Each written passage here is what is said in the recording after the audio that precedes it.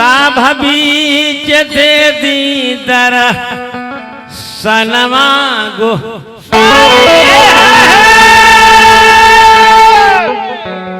पांचों पांडव बैठ रहले सिरवा झुकवले रहले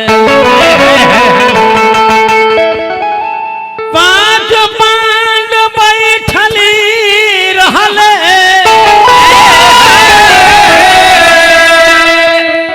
सिरवा झुकवले रहले अदनी खींचता दुशासन हई सारिये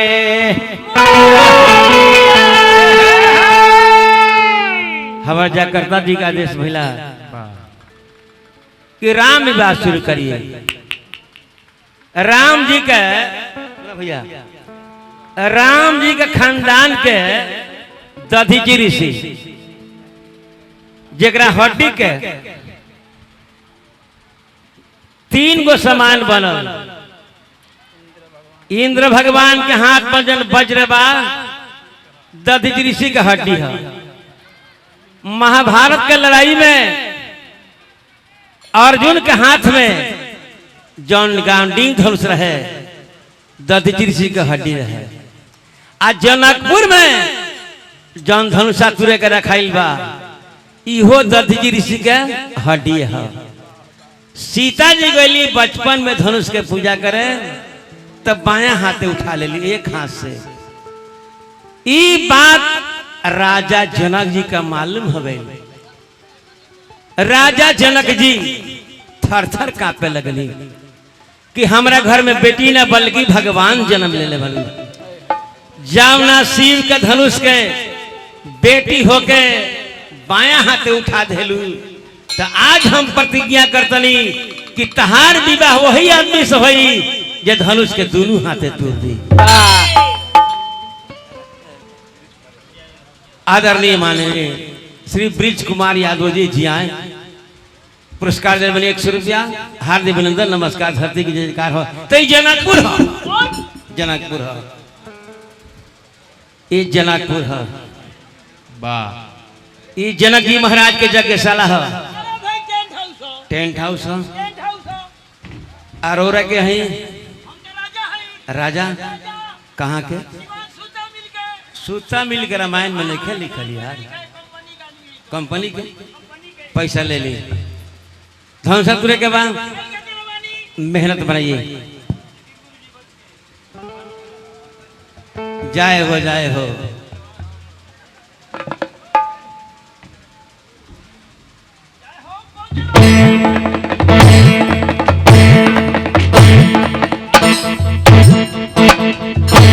अरे भाई आदमी है इधर आदमी है पाकिट मारी हाथ के सफाई। प्रोग्राम शुरू करके पहले पुरान चप्पल छोड़ के नया ले ले। हेलो जनकपुर में पूरा हल्ला बा जे भगवान शिव जी के धनुष के तोड़ी उन्हीं से बेटी सीता की विवाह हुई। तो हल चल भाई ले नगरिया हल चल भाई ले नगरिया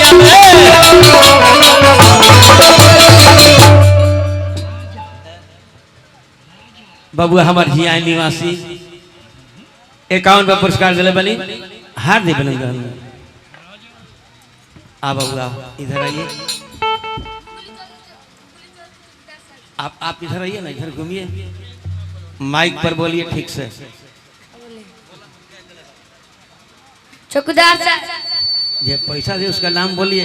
हुगली चौधरी श्री हुगली चौधरी मुझे तो दिए देखो ले बड़ा कौन श्री पुरस्कार दिले बने 200 रुपया।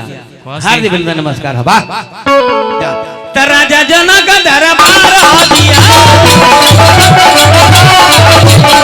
राजा जनक दरबार आ दिया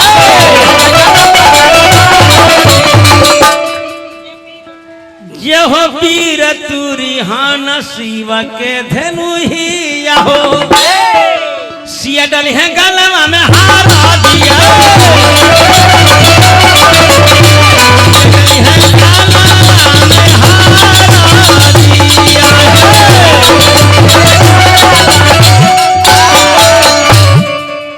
बात के समझ ली। राम लक्ष्मण कहाँ रहे लो? विश्वामित्र मुनि के साथ में बक्सर मगर विश्वामित्र जी के जग करा दे। विश्वामित्र मुनि के जग हो गई तब विश्वामित्र जी राम लखन दोनों भाई से कहतनी गौर करे। हाँ भैया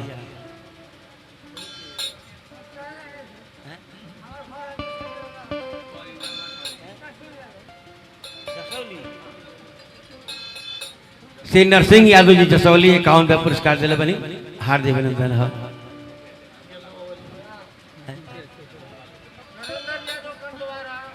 श्री नगेंद्र यादव जी बड़ भैया हमार कंधवारा निवासी 51 पे देनी गोल लगे थनी हम हाला कम रे भैया।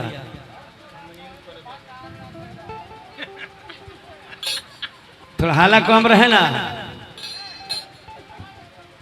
विश्वामित्र जी राम लखन दोनों भाई से कहतनी बक्सर में गोस्वामी जी का लिखतनी तब मुनि सादरी कहा बुझाई अचरित एक देखिए प्रभु धनुष जग सुनी रघुकुल नाथा हरस चले मुनिवर के साथ आश्रम एक देखा मगमाही अखग मृग जीव जंतु तो नाही।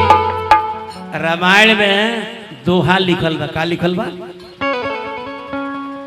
गौतम नारी श्राप बसा गौतम नारी श्राप बसा उपल देह धरि धीर चरण कमरज चाहती कृपा करहु रघु अहिल्या के तार के आ गंगा जी के तट पर तीन मूर्ति पहुंचल भरे।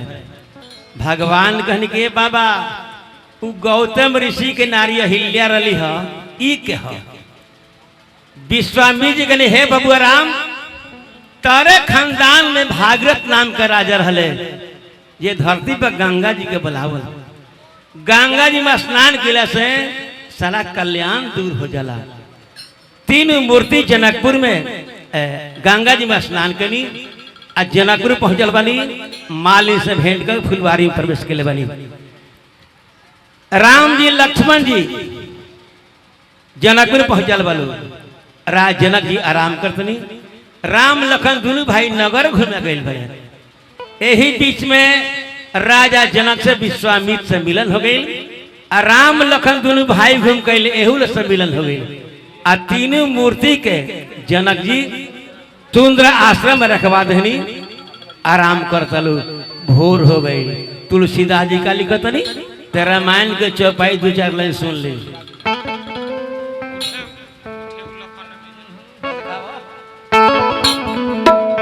उठे लखन निसबिगत सुनी हाला कौन अरुण शिखा धुनी कान हाला ना यार गुरु ते पहले जगतपति की जागे राम सु सकल सोची करी जाए नहाए। भाईनाथ भाई ए राम हो राम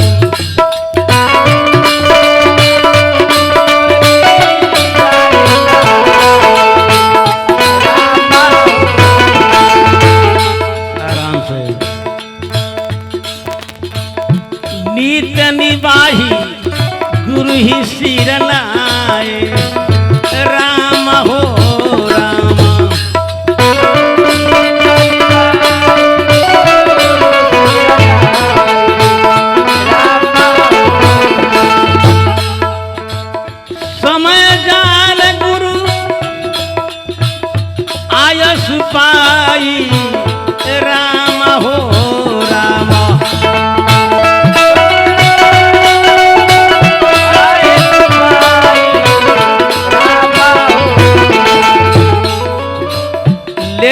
प्रसून चले दो भाई राम हो राम।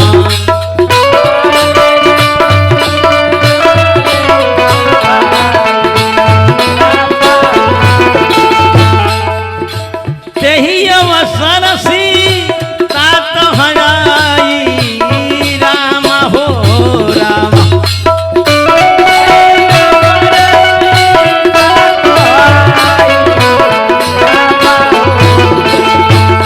हाँ गिरिजा पूजन जननी पठाई राम हो राम।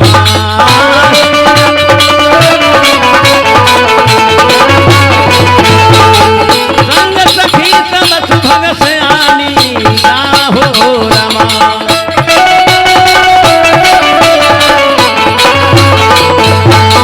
गावहि गीत मनोहर बाली राम हो रमा।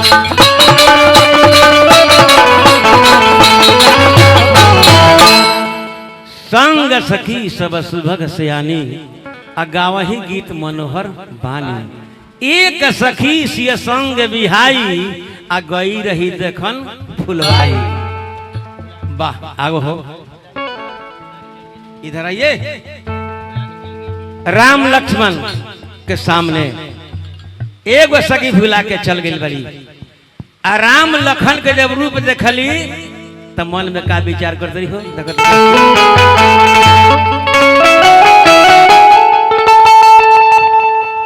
चाचा जन हम प्रसंग आवत नहीं पूरा बिहार शिरोमणि व्यास ग्राम नरीनपुर सिवान बड़ भैया श्री सुखनंदन यादव जी के भजन है। ए पर गौर करें वाह। एकता सुंदर हो रूपा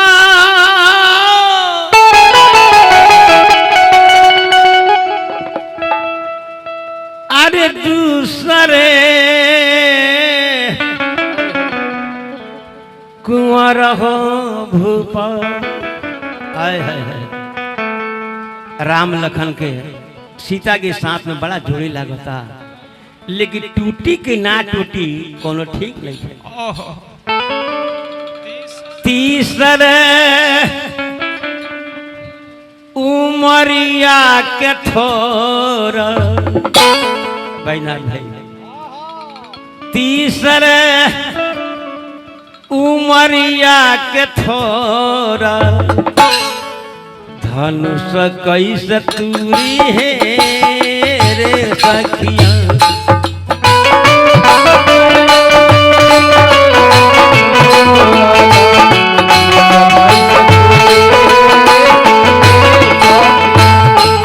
हाथी सरऊ मरिया कठोर धनुष कैसे तूरी है रे सखिया।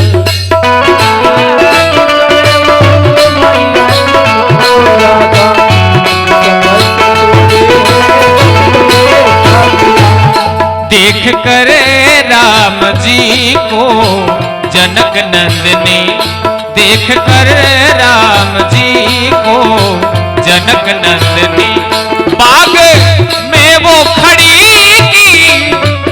रह गई। राम देखे सिया को सिया राम को राम देखे सिया को सिया राम को। चारों अखियां लड़ी रह गई देख कर राम जी को जनक नंदनी। एक सखी ने कहा जानकी के लिए रच दिया है विधाता ने सुभर जोड़ी। पर धनुष कैसे तोड़ेंगे कोमल कुंवर पर धनुष कैसे तोड़ेंगे कोमल कुंवर। मन में शंका पड़ी रह गई देख कर राम जी को जनक नंदनी। तीसरे उमरिया के थोर धनुष तो कैसे दूरी है रे सखिया। हाला कौन थोड़ा गौर करी। गीत संगीत का माने का होला। हेलो इसका पतला कीजिए ना, पतला कीजिए ना मेन भाई को। वाह हेलो पतला कीजिए ना इसको। हेलो बहुत सुंदर। गीत संगीत के माने होला जे गाना गावे समझदार के सुने के चाहिए और समझे के चाहिए। गीत प्रसंग सब समझे के चाहिए। आवाट बावाट समाट एक कुल में ना चढ़ेला। लिखल तूफान गुरु गीत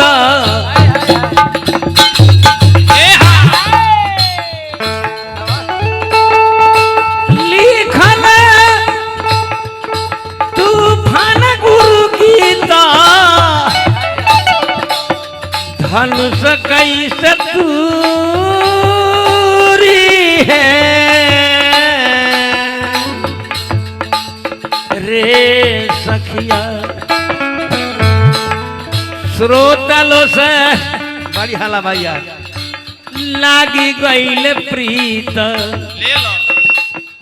श्रोतलो से लागी गईल प्रीत। हाला कम पहले के लोग चाचा हाला ना दोहरी चौगुन बजा के पहले के लोग कैसे गावे ऊपर ध्यान दिया जाए। वाह तीसरे उमरिया के थोड़ा ना भाई धनुष कैसे दूरी है रे सखिया। तीसरे उमरिया के थोड़ा धनुष कैसे दूरी है रे सखिया।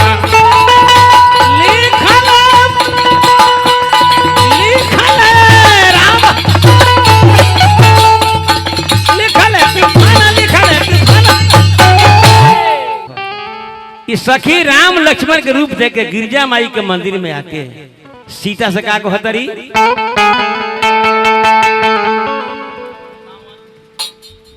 चलो ना बोला ना है ना चलो ना बोली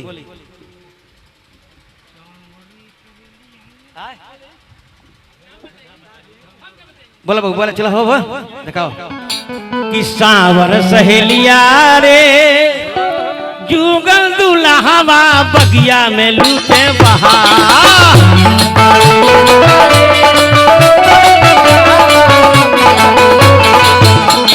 सावर सहेलिया रे जुगल दुल्हवा बगिया में लूटे बहार।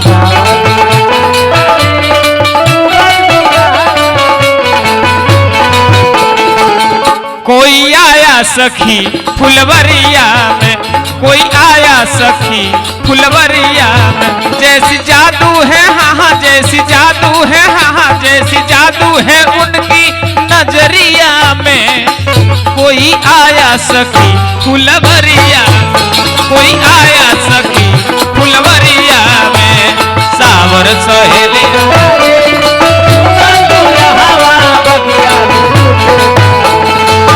थोड़ा गौर करी कि सखिया बगिया के यारी देखो मारस गजब शिशुकारी।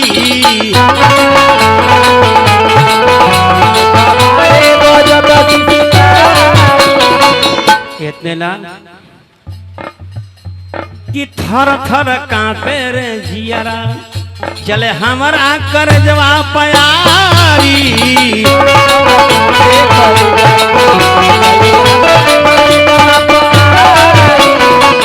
एक समरिया का गोरे बदनवा मोहल मनवा हमारी की सावर सहेलिया रे जुगा दुल्हवा बगिया में लूटे बहार।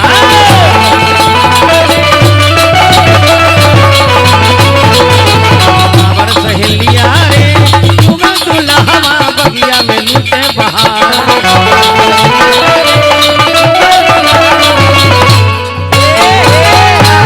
कथा रोकेल हम बानी सीता जी वो सखी के बात सुन के राम लक्ष्मण लगे फुलवारी में प्रवेश के लिए बड़ी हाला कौन ए चाचा रामायण सुनता नहीं सुनी चाचा जी आप गार्जियन हम लड़का में है ध्यान दीजिए ना। तुलसीदास जी रामायण में जितना दोहा चौपाई लिखले बनी पूरा रामायण में एगो कौन चौपाई बा जाना में 5 गो अक्षर नहीं खे प फ ब भ म एगो यही जी चौपाई बा। सीता जी सखी के बात सुन के राम लखन के लगे फुलवारी में प्रवेश के लिए बड़ी तब भगवान राम लक्ष्मण से कहते हे बबुआ लक्ष्मण यह जनक जी की बेटी सीता है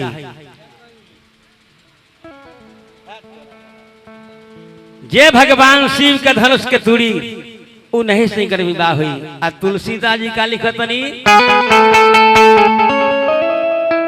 5 गो अक्षर में नहीं खे पूरा रामायण में यही गो चौपाई बा। ताति जनकी तनया यह सोई अधनुष जग जही कारण होई 5 गो अक्षर में नहीं खे राम लखन भगवान के लखन जी सीता जी के बेटी जनक जी के बेटी सीता ये है ये धनुष के तुड़ी उ नहीं सिगर विवाह हुई। राम के सीता के नयन में नयन मिल गल दिल में दिन आत्मा में आत्मा एगो लौकिक विवाह एजा हो गई। आ सीता जी दोबारा गिरजा माई के मंदिर में पूजा करते रही होने ले जाना होने भी होने लेने जाइए आ गिरजा माई के मंदिर में पूजा करते सीता जी अक्का बर मांगा तरी हो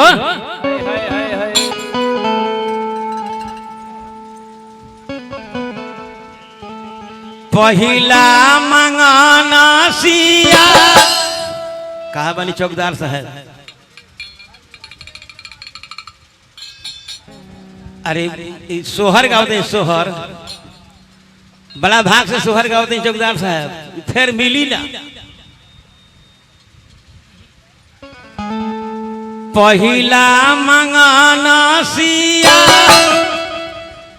मांगली से हो विधना पूरा कैले से हो विधना पूरा कैले हो ललना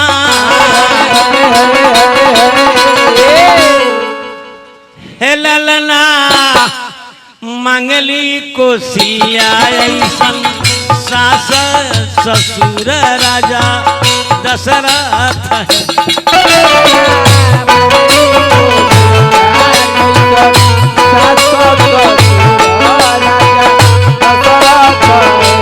ललना मंगली कोसिया ऐसन सास ससुर राजा दशरथ है।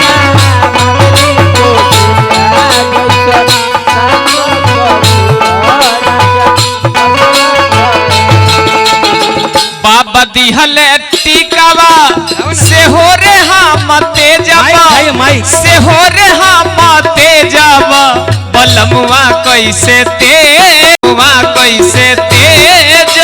रे छोटी ननदी हमार जिया डोले लारे छोटी ननदी हमार जिया डोले लारे छोटी ननदी बलमुआ कैसे तेजवा रे छोटी ननदी बलमुआ कैसे तेजवा रे छोटी ननदी कवनो सुहागिन के दिल के पियसिया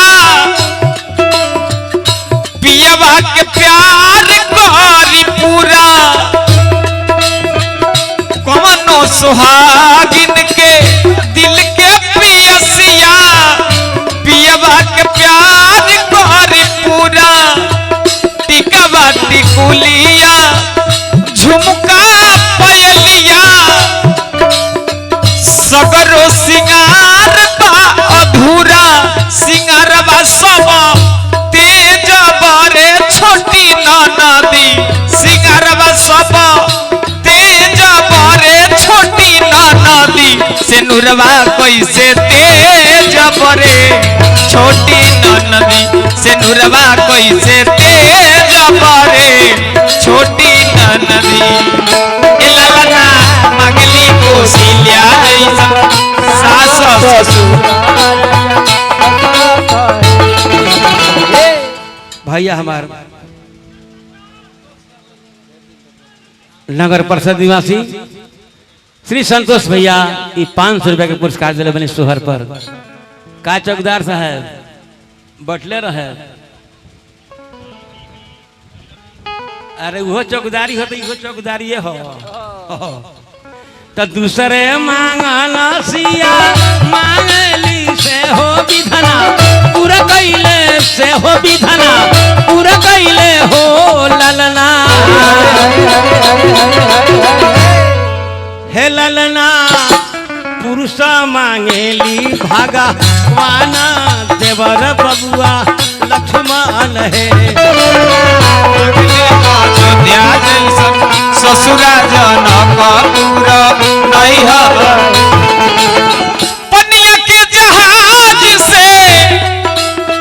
पनिया के जहाज से पलटनिया बन के अइहा पलटनिया बन के अइहा से ले अइहा हो सैयती कावा बंगाल से ले अइहा हो सैयती कावा बंगाल पनिया के जहाज से पलटनिया बन के अइहा पलटनिया बन के अइहा से ले अइहा हो सैयती कावा बंगाल से ले अइहा हो सैयती कावा बंगाल से ए ललना मांगली अयोध्या जैसा ससुरा जनक पूरा नैहर आ गिरिजा माई भी मन ही मन आशीर्वाद दिले बड़ी अभिहान भैला ये बड़ी पतला थोड़ा पतला कीजिए ना इसको बहुत बढ़िया माइक है आपका सिवान के सुपर साउंड सर्विस छाता छपिया यह के बादे कोई बोल रहा बा हकीकत बात को है सत्य बात थोड़ा हलाना भैया